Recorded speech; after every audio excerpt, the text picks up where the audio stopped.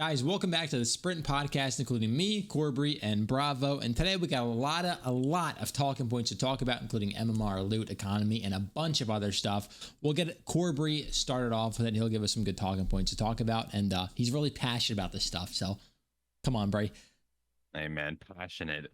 Honestly, we need to start talking about the MMR, loot, and economy because most extract shooters fail at that miserably recently.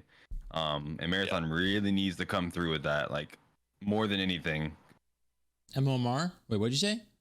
MMR, loot, and economy. Oh, yeah. MMR is a very, very big talking point because MMR. I feel like, I was gonna say I feel like MMR is a very like controversial topic within like games currently. I know like a lot of arena games like COD and like even Valorant have like hidden MMRs where even if you're playing like, you know, pubs, you're getting matched against like other players like near your skill level for the most part.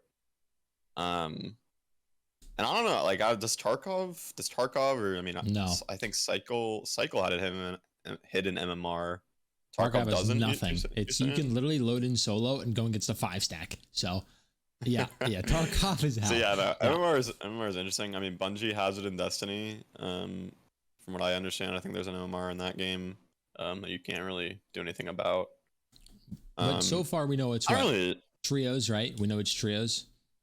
Yeah, we know it's trios. I mean, I don't really have an opinion on MMR. I understand why MMR is put into games because you don't want your less casual players getting absolutely farmed by like the grinders. I understand, but I also think I think it has a lot to do with your player base as well, like how many players you have in your game, like what's the depth of your lobbies? Do you have do you have a ton of different types of players in each lobby to where it's like maybe you get like one guy who's like really good, so it's not really like too bad. You also can't punish that one guy for being too good, you know? I don't hate MMR. I would say if I had to lean one way, I would say no MMR because I feel like it creates more diverse lobbies and truthfully, I think when you have MMR in some games, depending on how it's tuned, I think it can get pretty unhealthy for the top half of the game. When you're just constantly feeling like those lobbies you're getting in as a good player start to feel like scrims, and that's just not fun for anybody. And I don't know. Yeah, I honestly think MMR can be, really bad for good players, and I don't really know what the perception is of like, the not so good players, but depending on how it's tuned, it can get really ugly at the top. So MMR can go a lot of ways, though. I mean, you got to think about it this way: the new player experience can be handled in so many different ways that most of these games, like Cycle, didn't do. Like for example, the first 20 raids could be, you're in a lobby and it could be a dead lobby, but it's just like a learning experience for you. You're learning how to go down, extract, loot, get out. Like maybe like less players in those lobbies that your first 20 raids. Like there's so many different things they can do instead of just hard putting an MMR on like you're fighting people equivalent to your KD ratio or your loot value or your gear score. It should definitely just be protect the new player experience at the start and then throw people to the wolves. The game's gonna have a player base. It's coming to console and launch too. Like, and this crossplay, it's gonna have a player base. So these games like Cycle and all that do these hard MMR systems where it was in bucket pools and you're forced to play these scrim lobbies and like just never move or never really enjoy the game. They should just avoid that at all costs. Depends very heavily again on the end game because what are good comparisons? Like in Tarkov, right? In Tarkov, like the end game Tarkov gear, you can literally die instantaneously by a Timmy that hits a lucky shot.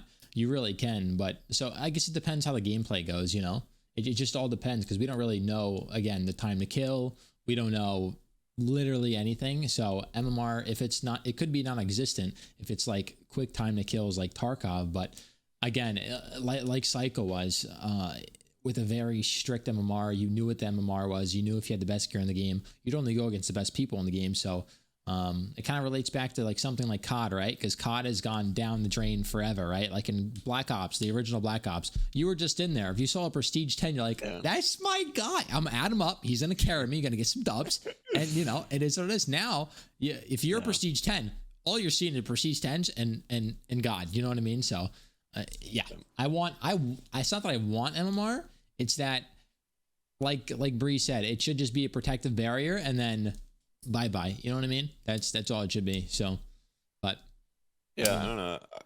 I feel like there's also definitely been like, it's kind of a bit off topic from MMR, but it's interlaced kind of. But I feel like there's like this negativity forming around like players that are also like above average at games, and it seems like there's a very vocal majority, or actually I don't know if I would say it's a majority, but there's a very vocal group of players that are consider themselves casual in most games, that are like, you know, like, why do you try so hard? Like, I want not to be matched up against you and whatnot. And Yeah. like, I understand that, but I also, I don't know. I guess my only point is that I don't really know how healthy it is for the game to truly do MMR, and I assume there's probably a reason that other games do MMR, and it can't be bad for the game necessarily. But I honestly just don't think MMR is like a necessary like thing to have in games. I mean, Whereas I think people have started to believe it's like, oh yeah, this game's gonna have MMR, no doubt. You know what I mean? Like, it's like a expected thing, I guess you could say. well, yeah, in COD it's I expected. hope it's not. But yeah, no, I But don't know. I think it just. I think it really comes down to. I don't think. I think it just comes down to how it's tuned. To be Yeah. honest, like, yeah. But that also comes down to like loot, economy, gunplay. They all relate to each other. Gameplay loop, all those things. Like even talking about the loot that we kind of touched on. Like it depends how they do looting for MMR. Like, the only reason I see people do MMR is because they want to make you feel good, right? Like in COD, you'll have 5 games where you'll go up against actual brick walls that don't have fingers, and then the next game, Scump, Dashy, they're on the other team, and you're getting fried. Yeah. So it's like you have 5 great games. The next game, but you're chalked, you get off for the day, you know, you get back on, and then you do it again. So, but depends how they do looting in this game, because as we saw, there's a lot of different aspects to looting in this game, and if they do it right, I don't think I would care if there was or wasn't MMR, because we touched on, I think on pod episode, episode 0, we touched on abilities, didn't we? Like, we don't know how. I think we theorized a bit about. Okay, well, we don't know if abilities tie into loot, but I don't know how you guys want to see loot in this game, but there's. Yeah, I mean, we could move off MMR to loot. Yeah. Yeah, I don't know. I think when I interact with like extraction games, you know, obviously I think it's pretty important to have a like diverse loot table for, you know, your game. Obviously I think like Tarkov has a pretty wide loot table. I'd say Tarkov is like a pretty like It has the best good loot game table, to look be at. honest. Yeah, it has a pretty large amount of items. You know, that gives you a range of items that you don't want to pick up ever because they're just not worth anything, and then you have other items that are worth a lot. But then also sometimes they have like events where an item that sucks is like you need it all of a sudden, and they have a flea market, which is like its own economy. You know what I mean? So yeah. I think Tarkov does the best. Yeah, Tarkov. Yeah, like you said, Tarkov also has a flea market, which makes items actually worth the currency, like the game's currency. Yeah. Whereas I don't know if we're gonna see a flea market in Marathon, right? So, I don't think so. I don't think I'd want to see a flea market, to be honest. But. Yeah, I don't even, you know, I haven't really thought about that too much, but that automatically, you know, like not having a flea market makes it so you really don't have to consider what items you're grabbing unless you have a quest for it, right? Yeah. Whereas having a flea market, you might not have a quest for it, but you have to consider what you're grabbing, and like you have to look for things constantly. So I think it adds another layer to the game to have to like work for your currency. But it'll most likely be the type of thing where like everything has a flat price, kind of like cycle. So, you know, you get an ore or something that's worth a lot, you sell it for X price, right? Yeah. But yeah, I don't know. I think, you know, I think if they have a decent, you know, even if there's no flea market, if they have a decent loot table and there's like items to look for and whatnot, and you get excited when you find items or certain items, I think that's big. I think the biggest thing for me though is, you know, like just like kind of floor loot, you could say, just like random items that you sell. Like to be honest, that doesn't really impact my experience that much. I'm more so interested in like how they handle like end game loot, so like weapons and Um, like I just want there to be items that are like that give you that like holy shit moment. Yeah, And 100%. I feel like a lot of shooters that I've played just kind of miss that mark where it's like, you know, like even like 2 weeks into the game, you're kind of just like, there's not a single item where you're like freaking out. You know what I mean? Like, wow, like I just Yeah. got this out of the raid. Like Yep. that's big, but like maybe there's one or two items that you're like, all right, nice. Like I got out with that, but like, dude, like when you get a really good item in games, you can tell, and it like there's like a feeling in your stomach, like you just like, holy, that was insane. Yeah. Like I just got this out, and I just feel like a lot of games haven't had that. For cycle, like cycle frontier, right? I think Tarkov does something where it makes it so like you find like a little like cigarette package, right? In Tarkov, sometimes they're actually really good because they have barters, right? Like these items, like different items sell better to different traders. So in Tarkov, there's so many different elements because you can get literally a super bad item like a cigarette package, but you need say 30 of them for like a really good item. So that turns the bad items into somewhat good items. And then you have the flea market on top of that, which Marathon probably won't have. And then you have obviously quests. Questing makes items like what's that one item in Tarkov where like you need it for a hideout upgrade. It's called LEDX, right? That's like the bell of the ball item really in Tarkov. That's one of the bell of the ball items in Tarkov, and that's really important because it's a quest. So there's just a lot of different ways to make items actually worth something, right? Because in games like Cycle, there was no item in the game that was really worth anything because the only meaning that items had was for quests and just to sell to traders for XP. You know, there was just no benefit to collecting items when you're 3 days into the game, you know? So if they somehow figure out a way to make looting kind of like how it is in Tarkov, because I think Tarkov does really well, then looting could be fun. But I don't think anyone's really done looting phenomenally, in my opinion. But I don't really have much experience in Tarkov. I think it could always be better than it has been. Yeah. But yeah, bartering is good because it doesn't require like an active player market. You could have bartering in Marathon just with traders, right? Yeah. Like you collect 5 things and you can trade it for like a cool gun. 100%. 100%. And you could maybe sell certain items to certain people, then you level up those certain people and you only get attachments from this guy, but you have to find these certain items to unlock these attachments. Then it makes certain items that really had no value have value because you need them, you know, and it's not just quests. Ways to do it. Yeah, there's a lot of different ways to do it, but again, we can only conspiracy for so long, you know. So the whole loot system also ties highly into MMR. Most people don't even think about this at all, but you have to think about Cycle, for example. High MMR players, we never farmed loot because we farmed it from each other. We had an endless pool of guns and gear because we just fought each other 24/7. You know, even if you end up having no gear because you're in high MMR, your next raid you might just come out with full sets of gear. Well, just to rebuttal real quick, the only thing is Cycle's loot was guns and armor. There was no real loot, you know.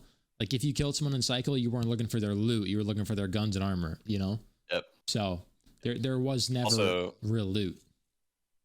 It's also important to remember that like Cycle's player base was quite small, so you just have an infinite loop of fighting like the same players, especially because there's MMR as well. So it's like it's hard to like judge exactly. Like nobody we were playing was there to like pickaxe rocks. They were there to kill each other. Yeah, so exactly. Yeah. A little bit different. That's fair. But that kind of brings us into the economy aspect as we spoke upon, like, because economy can be taken into so many different ways. It's intertwined with MMR and loot because economy is like, how rich are people going to be? Like how much money do people really need to have to like in Cycle, if you had like, we had so much money season 1 and 2 that the economy there was no economy. Then in season 3 they put a very hard cap, so you literally cannot go over a certain amount, and it really had no effect on us because just things were priced so poorly. So economy, it's so different because you have to get a good price point for where items sell. You have to get like rare items like to get good loot value, so you have some really good items that you really want to sell. It also comes into armor and guns, obviously, but I mean, economy is everything. It's how many guns you have stashed and like how many of a certain rarity you can get. Like, It's so I definitely much. wouldn't say Cycle, from what I experienced, had a great economy, but it wasn't.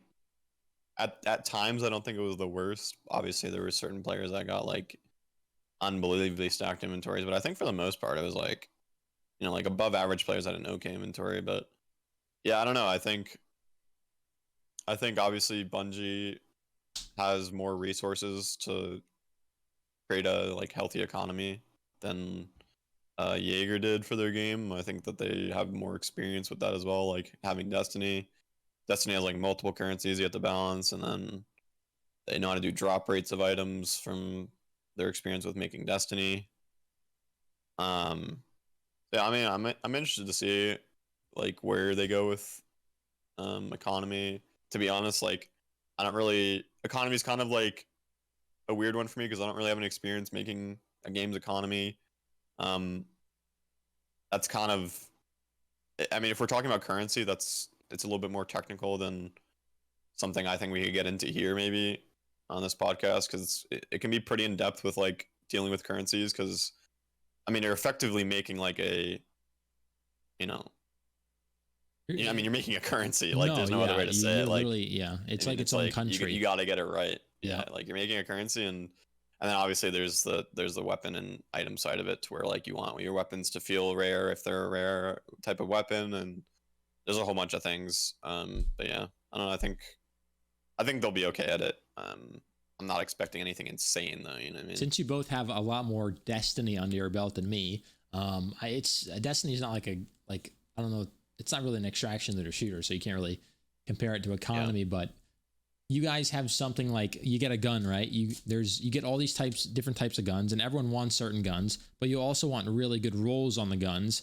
Like, how does that affect the economy in Destiny? Like, does that really matter in Destiny or not really? Like if you and your whole team have like god rolls and like imagine you're going for world's first, right? You and your team have all god roll guns and someone that's close to you doesn't have any god roll guns. Is there going to be like a really big effect?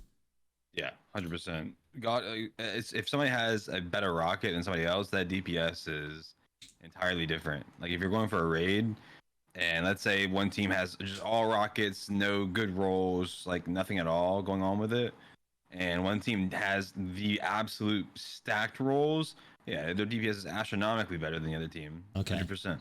Okay. Because that would, like, if you take that and insert that into what Marathon could be, then imagine everyone they just make God rolls super easy to get. That would destroy the economy. So again, it's going to be fun to see how they do it, just because I think Bungie is phenomenal. I think they're going to make a great game. And Chris, if you want to come to bite us, but we can keep her going. And next we can talk about the gunplay. The gunplay of the game. We watched the trailer in episode 0, and that was fire. Like, it wasn't like the gameplay trailer, but it was like a trailer. But we didn't see too much gunplay.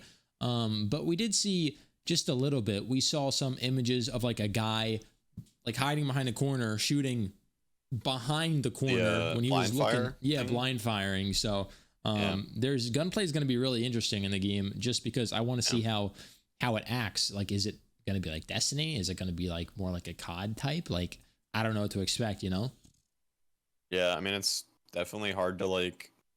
I mean it's I don't think it's possible to really tell what the game's gonna feel like until we either play it or get gameplay footage. Yeah. My expectations are for it to be like decently fast paced. I think it's gonna be like a mix between like Halo and COD in terms of like gameplay or gunplay. And then I think obviously you're gonna have that like kind of fast paced Destiny aspect of how their PvP plays. Movement I think needs to be clean. Yeah, I mean to be honest though, I mean obviously I don't know how much you guys have played PvP in Destiny. I don't know if Vasco's played it all, but like if you take Destiny's core gameplay of like their PvP and how people have utilized movement, I honestly can say that I think Destiny is one of the greatest movement games of all time. I know you have games like Titanfall, and I'm sure there's other like Apex, but if any movement grinder, if you go on to Destiny 2, and you just load into a private match and learn all the types of movement tech, I'll be very surprised if you don't at least slightly enjoy what that game has to offer. So what I'm saying is that I don't think that Destiny is like, I don't think Destiny has the greatest like balance in terms of how all of their guns work and how the classes are balanced, but I will say I think their movement is very fine-tuned and like well designed, and I'm hoping that that kind of like that level of movement comes over to like Marathon a bit. And if it does, I will be very excited because I think Destiny's movement is great. So I'm not really too worried about their movement design. I think it'll be like intuitive, and I think it'll be well designed and fun. For me, I think it's definitely like, is it fun to shoot at people? I want it to be very fun to like get into game like gunplay and or sorry, I want it to be fun to get into fights and like yeah, I just want there to be like a skill gap. Like I'm really hoping that there's like a like a You want a big tangible skill skill gap gap or that I like can a outplay players. you want a big skill gap or a Um, smaller one? I don't know. Like to be honest, I think in the past, the old me, the super mega grinder me, probably would have said, "Oh yeah, the bigger the skill gap." But like, I think sometimes simple games, or maybe not simple, but like the more simple you keep something, can also increase. Like it's the kind of that saying, like, what is it like? The hard to master saying. I forget how it goes. It's like I I know don't one of know. you got. I know one of you I got me, bro. Come on. You've I never heard don't it? It's know. like No. easy to like grasp or hard to master. Or something. Okay. Dude, I Okay. can't think of it right now. It's But great. It's a great quote. anyways, so yeah, it's like I just want it to be something that's like intuitive and easy to start playing, but like kind of hard to like really get to that top. Honestly, kind of similar to Cycle a little bit, like where Cycle is an incredibly simple game. You got to slide and like that's it. Yeah, that's But it. when you were good, it was obvious you were good. You know what I Yeah. mean? Yep.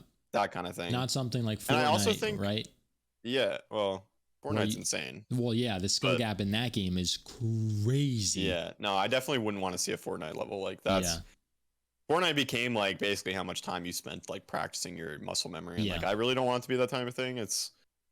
I kind of want it to be a game where like I think games that show like your game sense as a player rather than just pure mechanics are I think it needs to be a balance, right? Like you want to be a smart player with positioning and the fights you take and the angles you post up on as well as your mechanics. And I think getting like a really good blend of those is really important. Um, and I also think that for like the wider audience, I think that they need to find like a really good balance of like how difficult their game is to like play at like a decent level. And I definitely think like Fortnite is one of the hardest Yeah. games to like really Definitely is. like play at a high level. It's not even fun to play anymore. Like if I hop back on, No, I used to it's- have so many hours. If I hop back on, I mean, just want to cry. Like there's no point. I have 14-year-olds I destroying enjoy me. like as somebody who like grinded Fortnite hard in the past and was like decent for the time I played.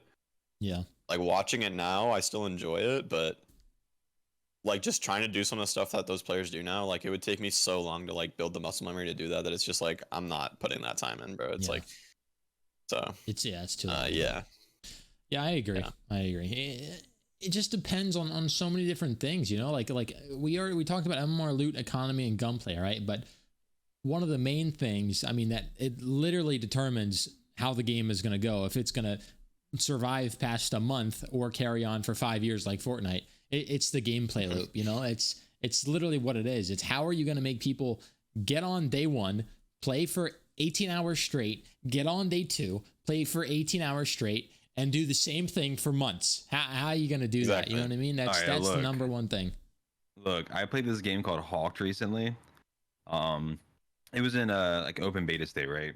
And it's classified as a casual extraction shooter, and I had a blast with that gameplay loop. That was probably the like most fun I've had in a long time, and it was simple. They had world bosses you can go chase after to get these relics, and they had these puzzle system. You had to do like what 5 or 6 like big puzzles, or oh my god, big puzzles around the map. And once you did them, you unlock these little key nodes to go to like the last big puzzle where you had to do all the other little puzzles to get to the next relic, right? So there's a total of 3 relics on the map. You get them each from 2 world bosses, and or you can do the puzzle system and get through all the puzzles and get the last relic. You can actually get all 3 of them if you wanted to, but the thing is that whenever you picked up the relic as a team, you're marked on the map.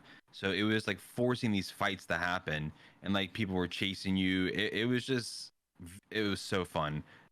But is I that really, something you can play for years? Like, is if you do that yeah, same gameplay dude. loop? I streamed it for 48 hours, and then I did another 24-hour stream, and then a 20-hour stream, and never got bored.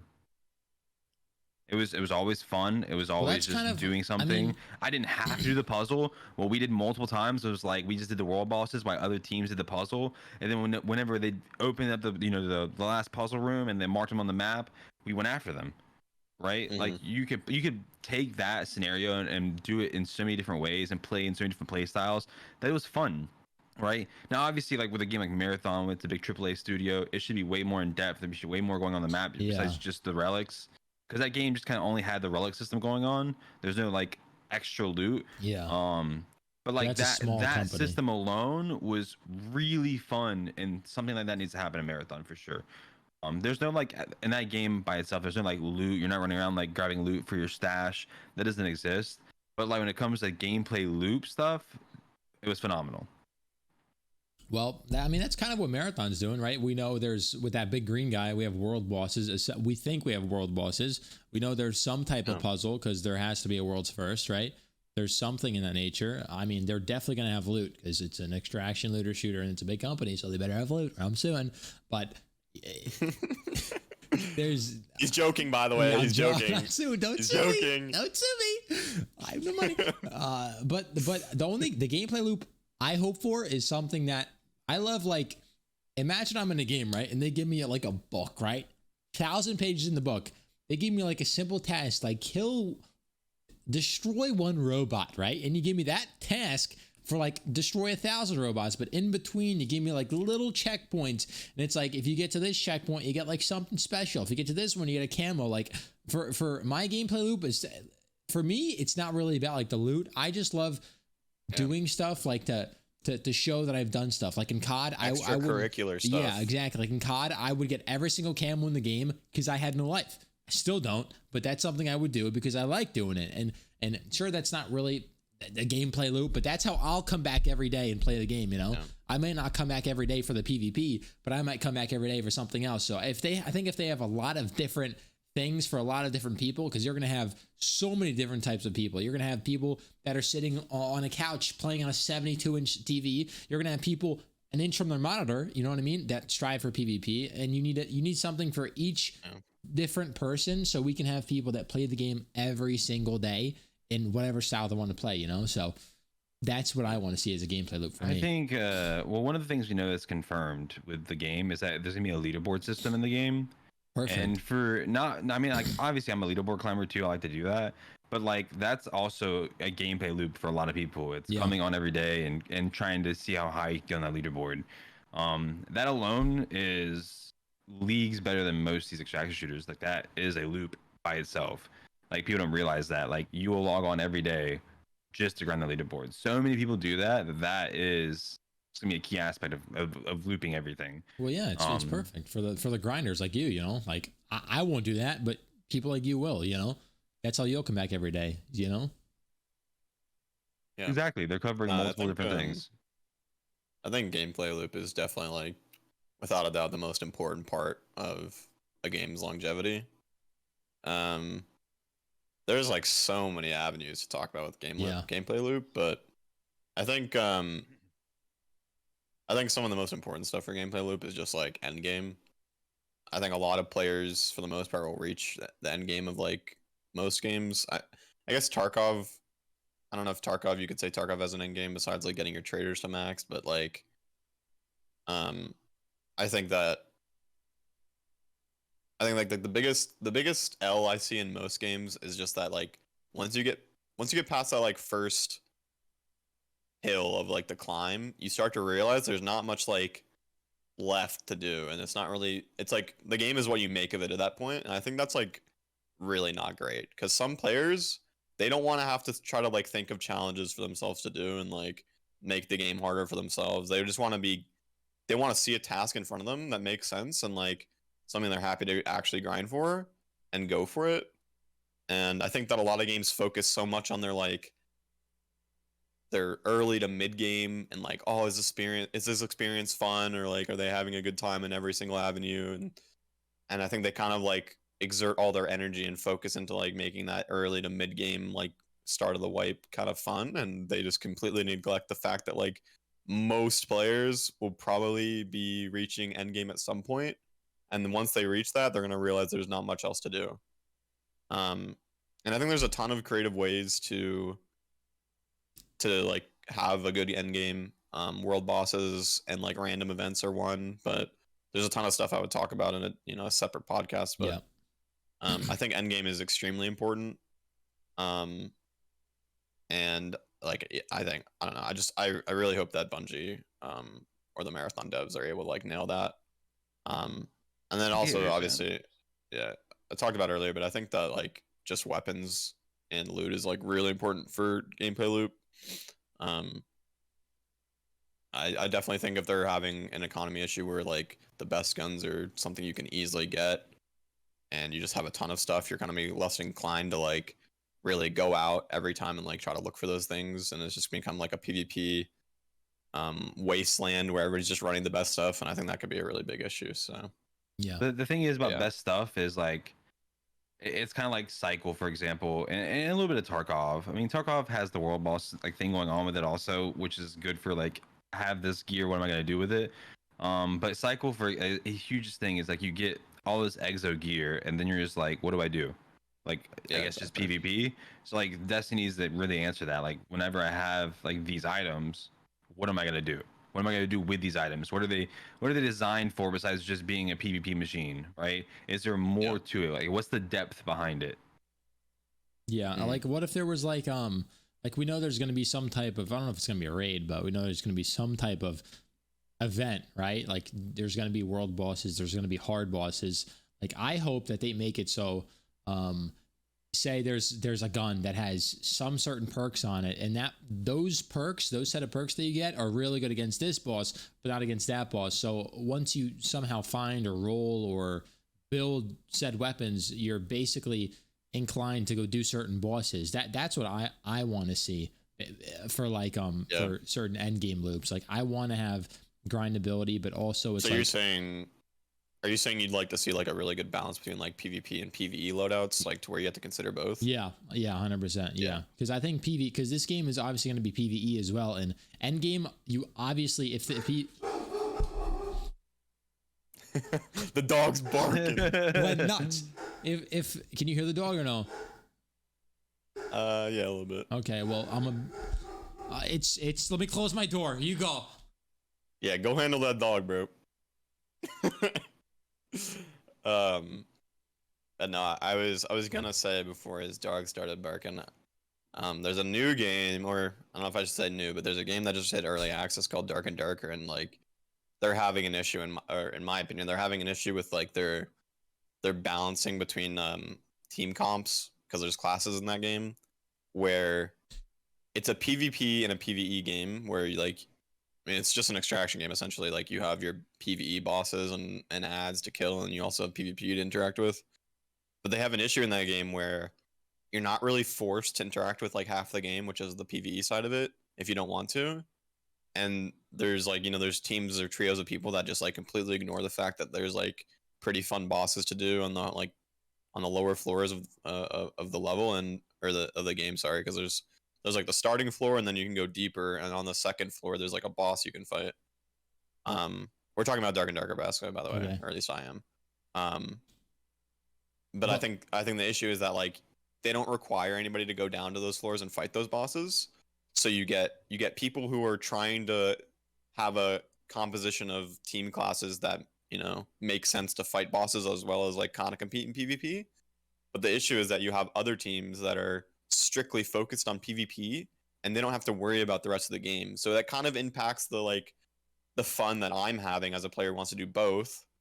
Because like I can't really compete very well with a team that's strictly focused on going for PvP kills only, right? Because like if I'm building my team to do both things, I'm just not going to stack up well against a team that's only trying to do like the PvP side of it, right? So, and it's like that's really, for me, it's really tough to like deal with that kind of thing, and I feel like it's not very fun for me to have to like, I want to do their content, I want to experience the game's content, and I'm being like hindered by people that don't care about half of it, right? So it's like I definitely think that, you know, I think that the marathon devs really need to consider like how they're gonna balance that Yeah. that factor of, like, are all teams having to consider both sides of our game, and if not, like, is that going to impact the people who do want to play all of our, Yep. like, experience all of our games? So I think it's a little bit different in that in that case because it's a shooter, but I mean, we'll see. I just really hope they get a good blend of, like, thinking about what you're running comparatively to PvP and PvE, and hopefully you have to, like, think about both when you load in. Yeah. Is another good example is that new Star Siege game. Like, you have the one gun that's kinetic, which is actual bullets, and you have the energy gun. One gun's good for PvP, one gun's good for PvE. So, I mean, they force you to have both, so it doesn't really matter. You know what I mean? But like, if you could choose like 2 kinetics or 2 energies, like, people could do the same thing. They could run around and just dominate PvP. But Well, for it's like, someone, it's kind of that's a good shout, because I feel like I don't really think it's like this in Star Siege, but it could have easily been like some teams who want a PvP run these like 2 guns because they're really good, but it could be absolute shit for bosses, right? Like, those 2 guns could be terrible for bosses. But like me, I'm like trying to do bosses and stuff, and I have to run this really like kind of crappy gun for PvP, but it's really good for PvE, right? Yeah. So I'm automatically at a disadvantage at that point to PvP teams because I don't have that like really good, well-rounded PvP. Like those 2 guns for PvP, that would be really good, but the other team does. But they don't care about killing the boss, so they don't have to worry about like running it. Yeah, but I think that just impacts people who are like trying to really play the full game, and I just feel like that's something that you should avoid, in my opinion. I feel like you should be able to do both at the same time, and like, you shouldn't have to choose between being really good at PvP or really good at PvE. I think they should be like kind of interconnected, so you don't have to be like worrying about like, oh, am I just gonna get rolled by people who only want a PvP? I think that's really dumb, in my opinion. Yeah, I'd like that because I love PvE. I love it so much. Yeah, I mean, I want to experience both parts of the game. I don't want to have to be forced to think about like, what am I min-maxing here? It's just like, what would suck though, and would really ruin this experience? Don't say it. Don't say it. I know what you're cheaters. No. The cheater McGinnis. Yeah, cheaters will. Horrendous. Doesn't matter how good the game is. If cheaters are there, bye bye. But I know Bree knows a lot about the cheater, like how they're impacting cheaters. Corby. Yeah. By the way, if anybody doesn't know, Corby loves cheating, bro. He is cheater extraordinaire. Yep. I'm gonna fight you. Oh man.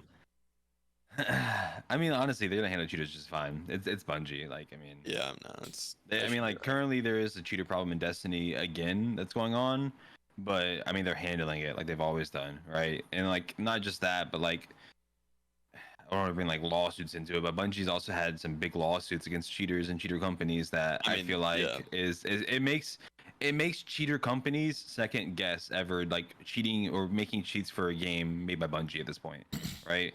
So like, you're already like knocking off some of the people that would be cheating, and the ones that do will get caught, right? Cycle didn't care, right? It was just cheat all you want, we'll ban you, make a new account, and cheat again. Yep. Like, this game, I guess one of the biggest things I could say, I hope the game's not free to play. I hope it's not free to play either. I just make it like $20. But even, I hope it's not free to play, but you even see Tarkov. And Tarkov's not free to play, but is it's true, ridden with cheaters. So it's like, but the problem with Tarkov is those cheaters make money. So like, when they RMT, they're making enough money, and they're making a lot of money to where they're just gonna be to buy the game again, right?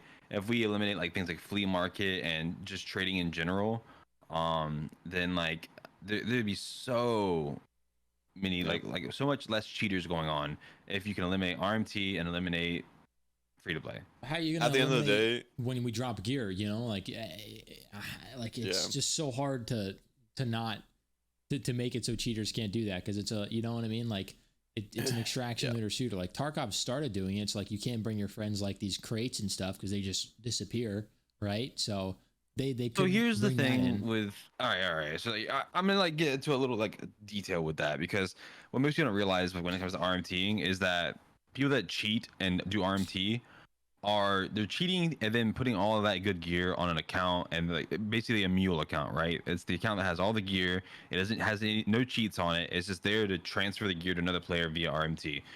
Bungie has a very powerful API system with pretty much every game they've ever made, including Halo, right? Since like the dawn of time of Bungie, they've had an open API. They can track everything, every weapon. They can do everything, right? So if somebody's cheating and that person is transferring gear, Bungie can literally track. I'm assuming, right? They can track where that gear is going to, and then be able to ban that mule account. But there's so many users. How are they gonna pick certain people? I mean, they Well, can. let's say they ban a cheater, right? But they also realize this cheater was transferring this gear to this said account, and like multiple things have been going to this account, and this account is stacked with like basically no KD, no playtime, but just has an insane amount of gear. Well, Bungie would be smart and probably ban that account, right? So if they can track where all this gear is going, they can find mules very easily, right? And most mules don't play the game; they're just there to mule. They're there to be a fake stash to trade things out. I feel like from the way it looks to me is a proper API system. You can track any mule down. Tarkov doesn't have an open API, right? They don't have a lot of things like that going on. So can they track mule accounts? No. Bungie can literally track everything. I mean, like you can even message your stash on your phone now from some guy who made a third-party app called what was it, Dim, and you can track all your own weapons from that. It's so open API based that there's no way they can't track it. So in my eyes, I have zero worry about cheaters and RMT in this game as long as they continue doing what they've been doing. Well, when you do die to a cheater, because I mean, we're gonna die to a cheater eventually at some point in time. Do you want to get like cheater comp? Like Psycho, I think did one of the greatest things I've seen in a while, but it was also a really bad thing because I would just get all my gear back and I would have so much gear. It was just absolute insanity. So I don't know if it's a good or bad thing. I really don't know what to think about it because I mean, you died to a cheater, but it's just I don't know how to think about it. I think everybody needs to realize that cheaters are something that we hate. It's something that game devs hate. You know, like we're all in it together against like cheaters for the most part. I think everybody has the same perspective that it's extremely unfortunate that there's people that, you know, abuse that kind of stuff. I think, yeah, it's just gonna happen. Like it's gonna happen, and it's just gonna come down to like how they handle it. I think cheater comp is a very fun thing in the moment, and it can be done well.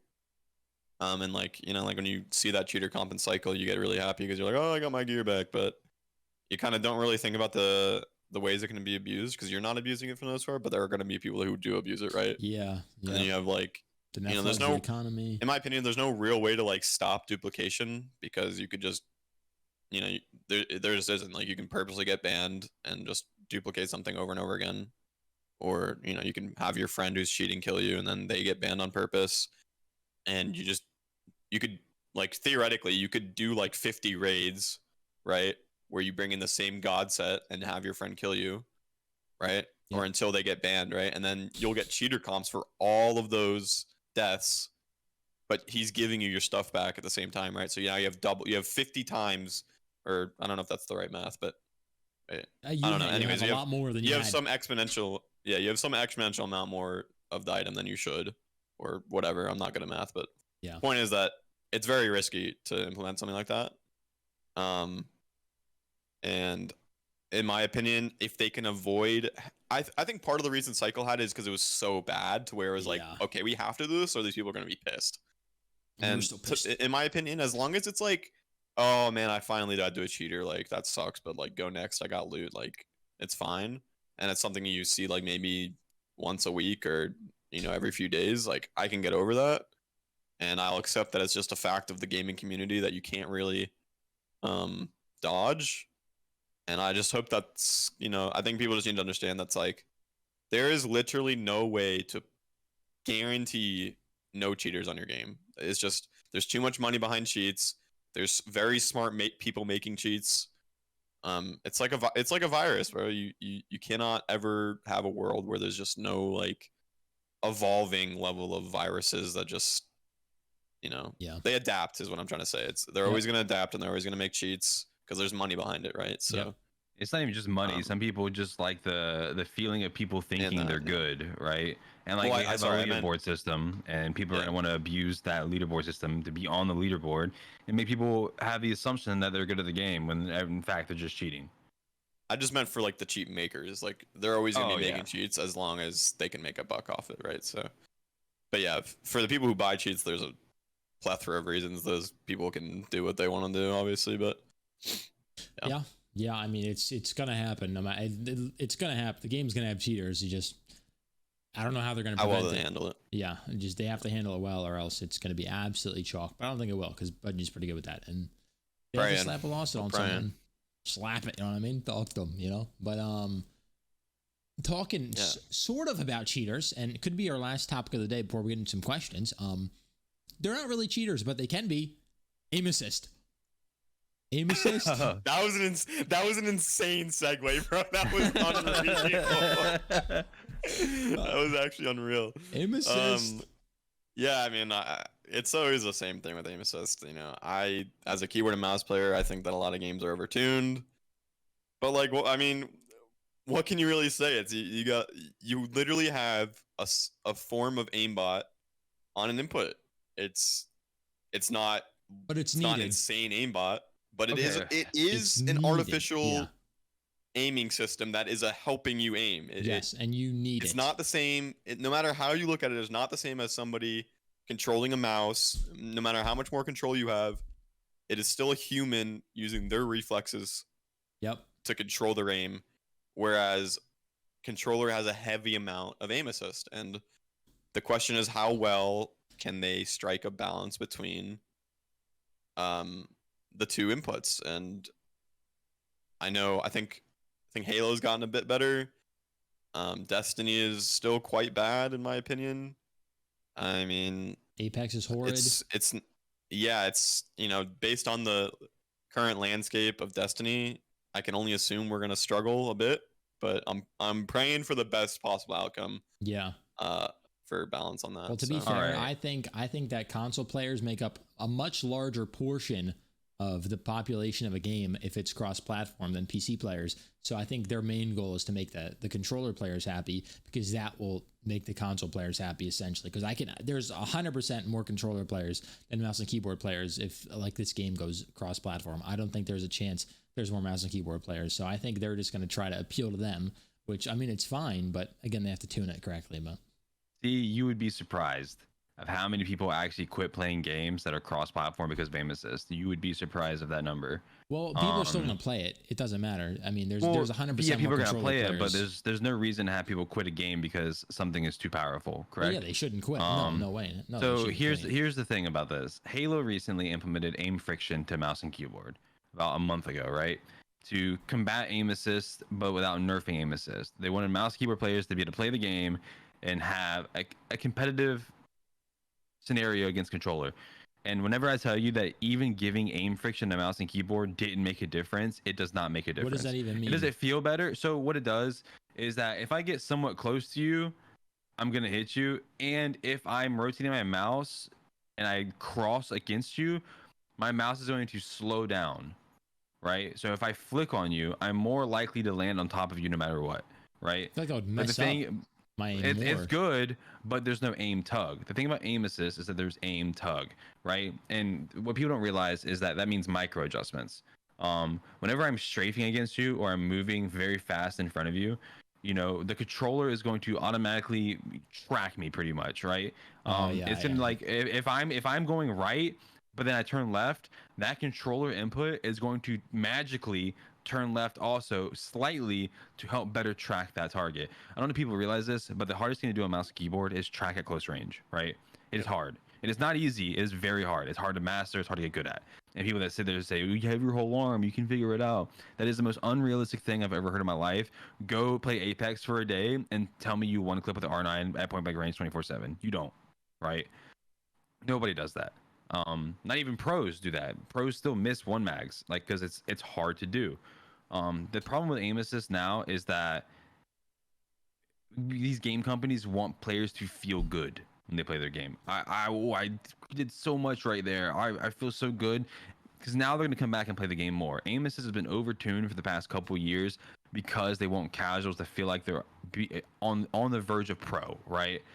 There's a whole chart out for Halo right now that you can go look at where the average controller player is more accurate than the average mouse player by like 40% accuracy. And I don't know if you realize how big that number is, but it's huge. It is huge. I think, and there's no reason that should exist. Yeah, like, to be honest, I'm not a fan of balancing aim assist by giving keyboard and mouse like any sort of help. I don't want to be assisted in any way. Like, that is not what I want. Like, I agree. I want to feel like if I'm aiming, that's me doing the action, and I'm just not a fan of like any sort of assistance. I mean, like, I'm just not. I just think the inputs are like, it's not like, if you add like mouse and keyboard as a whole is easier to aim on, just because, I mean, you can get precise aiming. You do have a whole arm to move. You have your whole wrist to move. You have your whole hand to move. And when you're playing controller, I just have I have my thumb, which is sometimes like sometimes it goes nuts, and right here with my mouse, I have so much more precision. So I think controller obviously needs aim assist, but mouse, I don't think mouse and keyboard needs anything, because I mean, sure, close range, it is harder on mouse and keyboard, just because, I mean, if people move close range to you got to move your hand a crab ton to even get on them, right? But no, controller always needs aim assist. You are correct, but it's overtuned. It's like triple the amount it actually, back in the day, whenever like Halo 3 was out, we didn't have aim assist like we currently have. It didn't exist the way it currently is, right? The problem with aim assist is that it's way too strong. Obviously, they're going to need it, but it's way too strong. But one way they could make it so if aim assist is too strong, they can make it too strong as long as they give people the option, like in settings, to play with same input type. I honestly don't care. So I think like one thing that people forget about aiming in general is that like this whole like thing where you talk about having your whole arm. I don't use my whole arm when I'm aiming very much. Like, well, yeah, it is mostly micro adjusting with my wrist. That is the largest and the hardest part of aiming with a mouse and keyboard. And this is coming from somebody who plays like a ton of like tac shooters, like Valorant. Like, I'm a pretty decent rank in those games. Like, I've experienced a lot of that, and like a lot of the hardest shots for me to hit are the micro adjustments I have to do with my wrist. Right? That's fair. What that translates to in on a controller is tracking, right? Like how well you can track with your thumb. The issue is that micro adjustments on a controller are infinitely easier. Yes, you are using your thumb, but that doesn't matter when you're already on the target and all you have to do is move your thumb left or right. Correct? It's true to some extent. Whereas, though. Like if you're saying that, right? Just imagine you're saying that, and we're playing marathon, right? If I'm 5 meters from you, that's 100% true. If I'm 500 meters from you, then mouse and keyboard's 100% better on that. But what percentage of engagements are at those ranges? I would say that over 80% of your engagements will probably be closer range in most games. Fair. That's fair. I mean, even Apex Legends is a very wide open game, and I would say most of the fights I watch are within, a certain range that makes sense for like a assault rifle, right? Like, you're not sniping at every single target you're fighting. I would say maybe 10 to 15% of your engagements in the entire game are at that range. Okay, I agree with you. Here, let me just finish this thought. But like, so I think when it comes down to it, the reason people are switching, like literal pros are switching on Apex, is because most of their fights, like for example, Imperial Hal, he switched to controller from keyboard and mouse. He was professional on both. The reason he did that is because most of their fights that actually matter for them winning are fights where it's like, if he's hitting a one-clip R9, he's going to win like the game, or it's going to make it a lot easier for him to win the game, right? So most engagements in most games are in this range where controller is extremely strong because of how easy it is to track on a controller versus a mouse and keyboard. I mean, like, I'll ask you guys this question, is like, if you had to put your money on a controller versus, just a mouse aimer, on hitting, the max amount of shots out of 100 shots on a moving target within like a close to medium range, who would you think would hit more bullets more of the time? Controller every time. Yeah, yeah, but I mean, I would put to be money on fair, it though, heavily. like, I mean, both are gonna have good and bads, right? Like, obviously, controller is gonna be significantly better close range, and mouse and keyboard is gonna be It's better. not. medium It's to not just long. close range. I would say controller's better in close to like medium range. It's mostly better. Yeah. And basically, my point about this whole thing that I've been talking about is that you're the majority of your engagements in these types of games are close to medium range, and you have an input that dominates those ranges over the other, unless maybe you're just like the top 0.01% of mouse and keyboard aimers who can just like hit every shot on track or like tracking a target, and that's just so rare. And such a small number of people. It's just like when you're talking about micro adjustments, which is the majority of the skill gap in fights, how well you can adjust to the target strafe pattern, that is infinitely easier on a controller than it is on mouse and keyboard. It is just a fact. That's fair. Okay, so let me throw this out there too, because the last time I played controller, and played religiously, was back in Forsaken of Destiny. That was years ago. And so recently I played Apex like 3 months ago, right? And my lobbies are pretty sweaty. I have Pred lobby MMR, and even in pubs, I'm fighting Preds 24/7. I got really fed up with aim assist one day, so I plugged in the controller, and my first game on controller in my MMR lobby switched up to 23 bomb. Yep. Apex is thing busted. it's too easy to pick up a controller and be good naturally at aiming. It's way too easy. The thing is that you can say, well, that's Apex aim assist, but I can argue that Destiny aim assist is stronger than Apex aim assist. Well, I don't think Destiny and Apex are good examples of good aim assist, you know? I think they've... Well, the thing is, we're coming at a Bungie game, and Bungie is going to use the same engine that's used in Destiny currently. That's true. That's fair. But, I mean, no, that's true. But they have to do something. To be honest, it is broken. I honestly think, truthfully, I actually think that mouse and keyboard is a more intuitive and easy to pick up input. I just think that when you're talking about consistencies in fights where people are moving very quickly, it's just like, of course the input where there's a little bit of help going on, of course it's going to be more consistent. It's just obvious. Like, you can't really, I mean, you can avoid it if you turn it off, but like, it's, you know, it's something we'll have to deal with if it's going to be crossplay. And like, at the end of the day, there's literally nothing else we can say than we just like hope that it's balanced well. Like, there's nothing else to say. It's something we have to deal with. If you make it like in what's that that game that's going, like, it's not COD, X Defiant. They have like same input. So if you plug in a controller, you're only versing controllers. If you plug in a keyboard, you can only play keyboards. Like, you can choose who you play against. So if they do that, I don't really care, you know? I hope they go the route that Overwatch went, to be honest. If you join crossplay and you play with a person on PC and you're a controller player, you get no aim assist. I mean, I don't care. Yeah, it's fine. Like, as long as they do something like, to not force you to play against controllers, I couldn't care. Let people have options about who they play with, man. That's the simplest way to handle it. Let people pick who they're playing against. They get angry at controllers, just click it off. Only play against mouse and keyboard. Just let them pick. So there's this, I didn't even think about this, dude. There's this weird thing where people are like, in crossplay recently, it's always like, well, if you're a console player and you play the PC player in PC lobbies, I feel like that should be opposite. If you're a PC player playing with console, you should be in console lobbies. Console lobbies are so easy, though. Have you played in Apex console lobbies? Have you played against aim assist in Apex and console lobbies? No, it's insane. I mean, but it's all relative. Like in Apex, I mean, mouse and keyboard movement is so much better. But mouse and keyboard movement in Apex is so much better. I do want to say that like this kind of conversation we're having about aim assist also matters a lot more when you scale the skill of like the players you're talking about. I would say for the most part, like average players are not going to really like experience this absolute, you know, shit show that aim assist can be for the most part.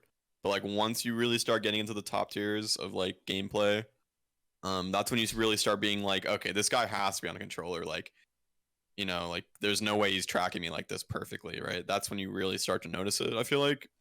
And I just think controller scales extremely well with skill. Like, the better you get at controller, the more like insane it is, in my opinion. Yeah, that's true. It does matter who you're playing against. But I mean, we're not going to play against freaking Shroud and Scumpy, Exactly. you know, we're not playing against Scump. And it goes both ways. Yeah. for They sure. need to have a beta to where it's, obviously cross-platform and everything, and they need to do the same thing Halo did, where they can track the numbers of accuracy between, controller input and mouse and keyboard input, and they need to balance the aim assist to where the average controller player matches the average mouse and keyboard player in accuracy.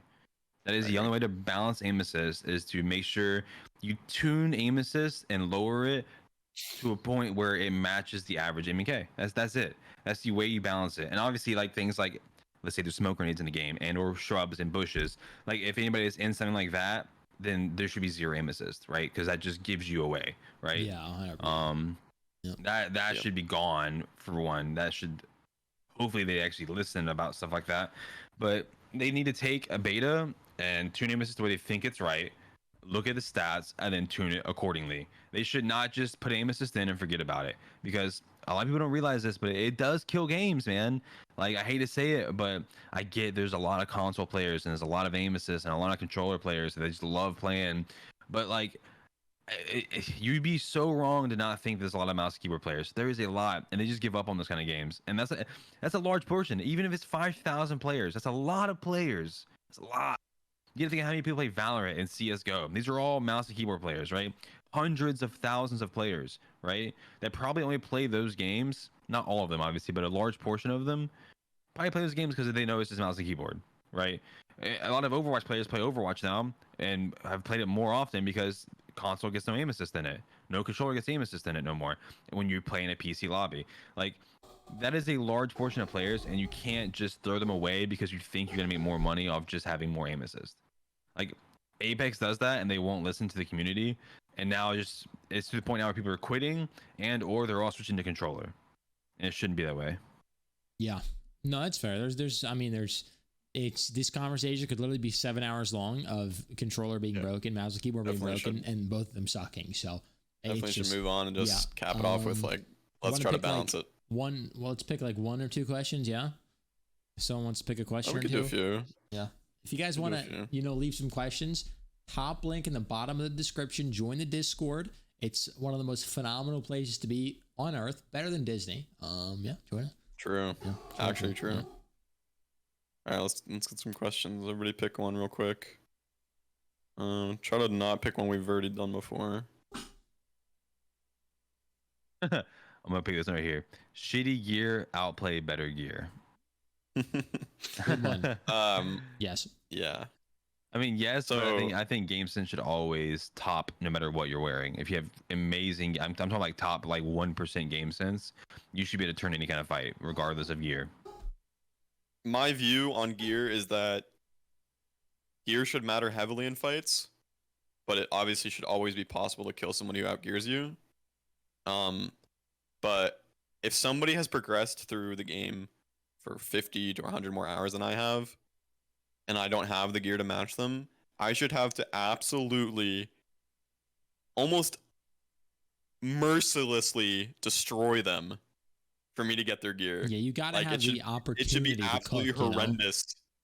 Yeah, it should be like, I wouldn't want to watch back what their screen looked like. Yeah, I don't even want to see it again. It was so disgusting. And I just feel like a lot of games like Tarkov and even Cycle kind of missed the mark with like gear progression a little bit. Tarkov obviously is a little bit more hardcore, so you can't really fault them, but like Cycle definitely felt like it didn't matter a lot of the time. And I think the biggest thing for me is just finding like that balance to where it's still possible to kill people who outgear you, but like you shouldn't go into a fight expecting to have a fair fight against somebody who's wearing gear that they get after 100 hours of playing. You know what I mean?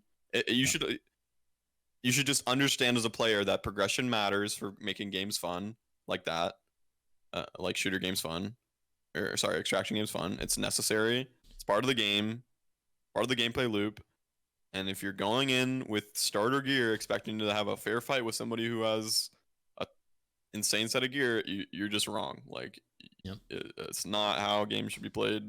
Like, you should have to really outplay them. Yep, I agree. And I think that right there. Do you guys want to do one more question, or I mean, we're already an hour in, so let's do a couple more. A couple more. Proximity chat. Okay. Yeah. Yes, I mean proximity chat's enough. If they don't have proximity chat, I'm uninstalling. So yeah, proximity chat needs to be in the game, 100%. Simple as that. It's the greatest content machine of all time. Okay, I want to get into a lobby, find Timmy playing with his father, and help them through their quests. Okay, I gotta do it. You know what I mean? I also want to find a Timmy. You know, he has the greatest gear in the game. I'll be like, yeah, I'll be your friend. Pop. You know, and he's, you know, rest in peace. It is what it is, but that's something I do want. You know what I mean? So I think betrayal arcs. Yeah, exactly. So could be fun. People become villains. Yeah, I want to be a villain. So give me that opportunity. Exactly. You know? It really makes the game feel more alive. It does. Yeah, it does. Yep. If they don't have it, I don't think we've done this one. I hope we haven't done this one in the first or previous episode, but Glockwood asked about TTK, you know, like how fast you can die in marathon, and obviously like Tarkov, you can just die in one shot if they place it correctly, and Cycle has kind of had some good survivability, like some time to make decisions before you're just dead on the floor. Yeah, the really good guns that could one shot. I think I liked Cycle's time to kill. I think it was good. I did too. I thought it was fine. I think time to kill is a very important part of these types of games, and honestly just games in general that have PvP. I think Cycle had a decent time to kill. I'm not a huge fan of Tarkov's time to kill because I feel like sometimes you can kind of just get joked even though you have like really good gear, and they can just like one tap you. Yeah. I don't have a specific like amount of seconds I think it should take to kill somebody. I just know that time to kill is something they really need to find like a good balance on, and like I think the main thing is that I think there should always bar some situations. I think games can feel really good when you always, or usually at least, have like some sort of reaction where like if you make the correct decision, you can kind of bail yourself out of getting jumped or like getting surprised or whatever. I think there should always be time to make decisions when you're in a fight. And I think that's really important, but that's all I really can say about that. No, I agree. I don't want to just die. I want to have a chance to have a gunfight, because the gunfights are fun when I can actually play them, outmaneuver, you know, go for some crazy plays and not just peek a corner and I'm just dead. So, you know, I want to have some survivability to make the game enjoyable, but it is what it is, I guess. But indeed. Is that it? Anything else, Bree? You good? One more, because it kind of ties in with Amos as we were talking about earlier. With Marathon releasing on console, are we going to see if they do something about Chronos and Zim users, where the anti-cheat detects those inputs are been plugged in? I hope so. I don't know how they catch that. I I hope so. Okay, so look, there's a small amount of people that, and they'll argue that they only use Zim because they can't afford a PC. I do agree with this statement to some extent, to where I think that, like, for example, Xbox now allows you to be able to use MK on console if the game allows it. I think if they want to avoid Zim users for those kind of people, they should enable that feature on the game. Like if you want to play a console but use keyboard and mouse, go for it, right? You lose aim assist because the game, it works like a PC, right? It's a Windows machine. They should enable that, but they should just try to like eliminate Zim and Chronos users at this point. Chronos isn't obviously Zim, that's more of a macro / recoil abuser. Anybody who uses the Chronos should be immediately banned. But for Zim users, just add keyboard and mouse support to PC or to Xbox. That's all you gotta do. I think PlayStation allows it too. I'm not sure, but I'm pretty sure they do. As long as they don't cheat, don't care. I just don't want I don't care. I don't care, but yeah, if you guys want to drop any questions, join the Discord, top link down below. We'll have a new pod hopefully every Sunday, every other Sunday. We'll see how it goes once we get more information with Marathon. We'll have some good guests on, so if you have any guests you want to see, leave them down below in the comments. Let us know what you think about the podcast, and we will see you in the next one. Adios.